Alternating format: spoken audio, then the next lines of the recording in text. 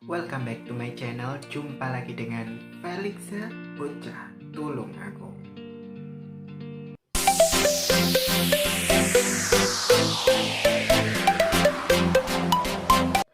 Oke, untuk video kali ini berbeda ya, karena kali ini Felixa tidak membahas tentang wajah, tetapi tentang pengalaman Felixa dalam bikin KTP.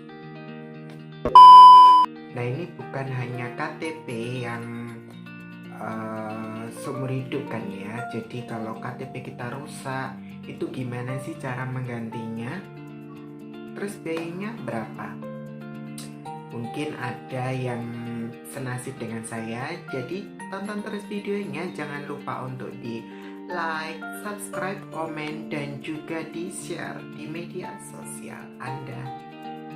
Oke, sebelum mulai videonya ya, aku kasih tahu pengalaman sebelum bikin KTP. Nah, di sini Felixa ada program di perbankan itu baru ya. Kebetulan aku ada bank dan saya harus memperbarui mobile dari bank tersebut. Jadi saya butuh langsung ke cabang terdekat untuk memperbaruinya. Nah, untuk memperbarui mobile saya itu tentang banking ya. Nah, itu saya membutuhkan data pribadi berupa KTP. Nah, di situ KTP saya itu rusak. Enggak sebenarnya rusak sih ya, seperti ini ya. Nanti akan aku munculkan di sebelah sini. Itu fotonya nggak kelihatan gitu. Jadi untuk kebutuhan perbankan itu memang dibutuhkan kevalidan dari identitas kita, yaitu KTP. Misalnya KTP saya itu waktu itu kurang jelas ya, fotonya rusak gitu. Jadi saya membutuhkan penunjang lain, yaitu SIM. Nah, kebetulan SIM saya itu baru, jadi ya gak masalah. Tapi perbankan juga butuh bukti real, yaitu melihat wajah saya tanpa kacamata. Nah, itu bikin saya merasa tersinggung, tapi gak apa-apa. Itu namanya keamanan ya, demi keamanan kita juga. Nah, dari situ saya baru menyadari kalau memang KTP itu sangat amat penting sekali dalam segala hal. Nah, dibarengan hal itu juga saya waktu itu mau bikin buku rekening lagi ya, di instansi yang berbeda dari perbankan tersebut. Jadi saya butuh KTP juga. Nah, di sini KTP saya sudah seumur hidup ya. Jadi gimana sih caranya? Aku browsing waktu itu. Cara gantiinnya harus pakai persyaratan seperti ini, apa itu, pertanyaan itu sangat banyak. Nah, apalagi di zaman sekarang itu zaman pandemi, yaitu adanya virus corona. Jadi mungkin sedikit sulit ya kita untuk bikin KTP. Nah, ternyata memang benar, saudara saya telepon waktu itu dan saya bertanya, gimana sih bikin KTP-nya hari ini, kan musim corona. Itu bisa lewat online, dan lewat online pun itu nggak langsung jadi, itu berupa surat keterangan seperti itu. Nah, waktu itu PSBB sih ya, tapi sekarang udah enggak. Nah, mungkin ada sistem yang berbeda lagi seperti itu. Jadi kalau misalnya aku browsing lagi, terus aku menemukan nomor WA. Nah, ini terutama di daerah Tulungagung ya, nomor WA-nya ada. Nah, itu aku WA sama capilnya malam hari waktu itu, bukan jam kerja. Terus pagi harinya dibales sama dia. Langsung aja datang karena sistem online-nya nggak bisa karena mesinnya rusak, katanya sih seperti itu. Jadi tanggal berapa kemarin ya, sudah masuk bulan Juli 2020. Nah, aku putuskan untuk pulang ke desa. Ada 3 urusan. Yang pertama itu tukar sepeda motor. Karena apa?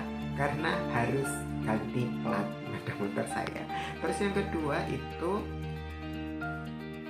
menjenguk bayi, karena adik saya baru melahirkan, jadi saya belum bisa menjenguk karena memang ada pandemi ini. Nah, meskipun pulang juga tetap jaga jarak, nggak bisa gendong ya. Terus yang ketiga ini bikin KTP. Nah, waktu bikin KTP itu saya memang sempat browsing syaratnya apa untuk penggantian. Itu sangat berbeda dengan KTP yang hilang ya. Jadi ini catatan ya, KTP yang rusak untuk mengurusnya itu berbeda dengan KTP yang hilang ya. Nah, ini khusus untuk yang rusak, foto hilang, tulisannya hilang atau seperti apa, pokoknya intinya rusak. Nah, kalau rusak itu harus ke Pak RT, ke Pak RW apa enggak ya? Banyak yang bertanya seperti itu. Enggak perlu. Ternyata kalau bikin KTP yang rusak untuk memperbaiki atau meminta perbaikan atau meminta ganti ya untuk yang baru, nah itu cuma kita itu bawa KTP asli kita yang rusak itu dan fotokopi KK, dan jangan lupa dimasukkan ke dalam map ya. Jadi cuma 3 syarat itu aja. Terus kita datang ke Capil, catatan sipil yang kita tuju ya. Yang ini yang saya tuju itu di daerah Tulungagung ya, tepatnya di sebelah selatannya alun-alun Pas. Nah, di situ. Nah, kekurangan pertama yang Felix rasakan waktu itu ya, waktu datang itu tidak ada antrian dan harus pagi ya. Ketika datang udah pagi, di sana pun tidak ada penjaga yang memberikan antrian gitu ya. Jadi kita tetap di situ nggak bisa jaga jarak, kita dusel-duselan.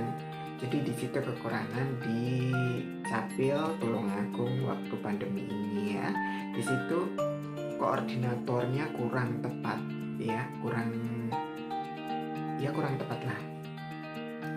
Jadi waktu datang ya menggerombol di depan pintu, orang datang gerombol di depan pintu, orang datang gerombol di depan pintu. Jadi ya kurang tepat aja gitu loh. Jadi untuk protokol kesehatan kurang terjalani ya.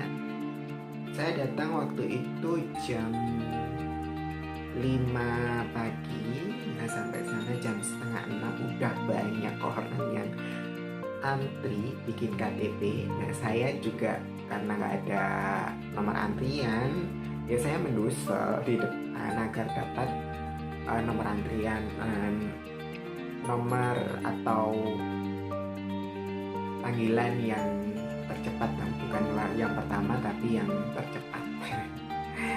Jadi kalau misalnya itu memang umum ya kan, orang milih cepat ya kan, biar cepat selesai terus pulang gitu. Nah, ternyata di Capil ini itu nggak langsung buka, kita di depan gerbang itu berjam-jam ya, sampai jam 7:04 itu baru dibuka pintu gerbangnya.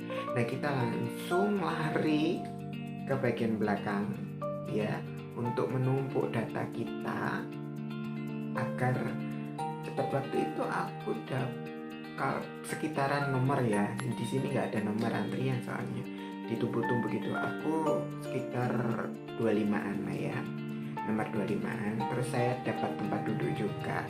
Nah, tempat duduknya juga disilang-silang gitu sih sebenarnya, tapi ya karena kurang ada pengawasan di sana, jadi nggak ada jaga jarak juga. Terus menunggu sekian lama, menunggu sampai jam 8:05 ada salah satu orang yang nggak sabar terus masuk, baru deh petugasnya keluar. Nah, itu menunjukkan kalau petugas Capil itu butuh tuntunan untuk melayani para masyarakat yang membutuhkan jasa mereka. Ia butuh cambukan lah ya, sedikit cambukan untuk bisa bergerak gitu. itu menurut saya. Terus di sana ada 2 petugas, waktu itu ada 2 petugas, cewek cowok, bapak ibu maksudnya. Nah terus kita dipanggil, siapa yang dipanggil itu persyaratannya kurang, jadi baik ada yang dipanggil ada yang enggak. Jadi kalau yang enggak itu berarti persyaratannya lengkap, tinggal nunggu KTP. Waktu itu saya was-was, takutnya apa, saya dikasih surat selembaran pengganti KTP, yaitu surat suket ya, surat keterangan KTP gitu, bisa diperpanjang 6 bulan sekali.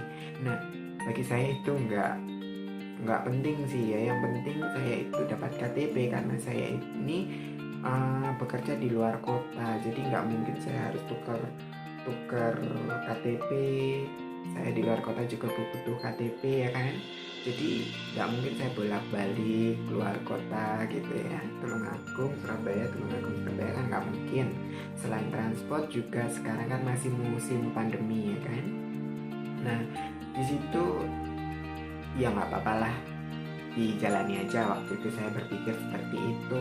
Terus ternyata nama saya nggak dipanggil, berarti persyaratan saya cukup lengkap. Jadi cuma 3 tadi ya, map, jangan lupa map, kalau nggak dikembalikan suruh beli map, antri lagi ya kan, jadi lama. Terus yang kedua KTP yang rusak tadi, terus yang ketiga fotokopi KK. Nah data antara KK dan KTP itu harus sama, kalau nggak sama harus memperbarui KK dulu, katanya sih seperti itu yang orang-orang yang dipanggil iklan masuk ya kan. Nah jadi kalian kalau bikin KTP itu harus selaras ya dengan KK, data-data kalian, jadi biar nggak bolak-balik ya, kantor desa kecamatan terus capil, kecamatan lagi kantor desa lagi, RT/RW, ribet ya kan. Jadi kalian harus persiapan jauh-jauh hari. Nah sekitar jam 9-an udah semua di sana udah dikumpulin, tinggal nunggu jadi. Jam 9:30 sudah jadi dan nama saya sudah dipanggil, dan alhamdulillah akhirnya udah jadi KTP terbaru saya. Dan ini pelajaran, jadi KTP baru saya langsung dari rumah itu saya kasih, sebenarnya nggak perlu dilaminating karena di sana itu udah dikasih haluan, KTP elektronik ini nggak boleh atau nggak usah dilaminating ya kan. Tapi saya nggak laminating, tapi cuma saya kasih anti gores biar tulisan gambar foto itu nggak blur lagi. Jadi saya nggak bikin lagi gitu, karena itu kan sudah seumur hidup ya kan, masa 1 tahun sekali saya harus ganti ya kan, orang lain aja bisa. Nah ternyata itu resepnya, dikasih anti gores berapa ya, cuma Rp1.000 kok satu itu anti gores. Aku waktu itu beli online, jadi aku beli itu banyak sekali ya, 100 biji, karena banyak sekali kartu-kartu saya, ada NPWP, terus BPJS Kesehatan, BPJS Ketenagakerjaan, dan kartu-kartu lainnya yang butuh perlindungan ya, biar nggak hilang tulisannya. Jadi nggak repot-repot ngurus lagi, biar aman.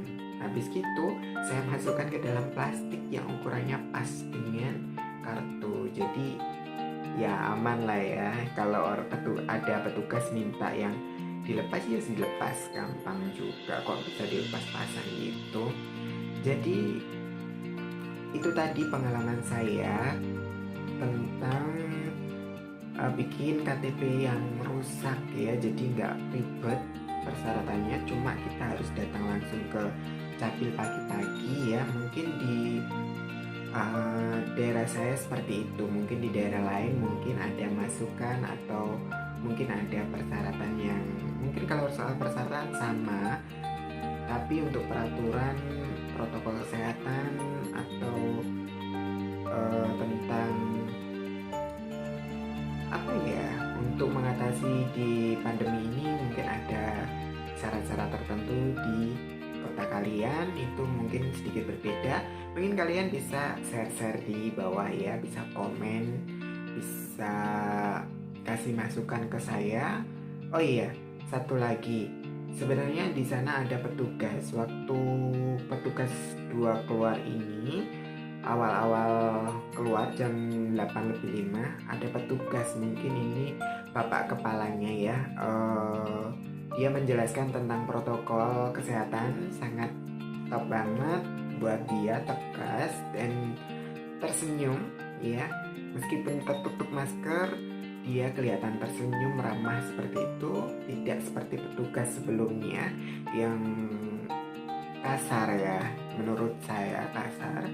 Nah, dia menunjukkan kalau di sana itu harus jaga jarak, terus harus wajib memakai masker. Nah, dan kalau misalnya kita batuk atau apa gitu ya, kita disarankan sedikit menjauh dari kerumunan yang ada di situ. Kan tidak semuanya dapat kursi kan, jadi ada yang gerombol sebelah sana, gerombol sebelah sana gitu. Tapi namanya juga masyarakat desa ya kan, di sana ya tetap meskipun dikasih haluan ya, pertama dikasih haluan yang menjauh, habis itu gerombol lagi, yaitu wajar. Memang di desa itu seperti itu ya kan. Nah, untuk antisipasi kita harus sadar diri ya, harus datang dari diri kita sendiri. Mungkin orang lain enggak, tapi kita menjauh. Nah, di situ kesadaran diri sendiri untuk protokol kesehatan memang sangat penting dalam untuk suatu organisasi ya. Jadi seperti itu.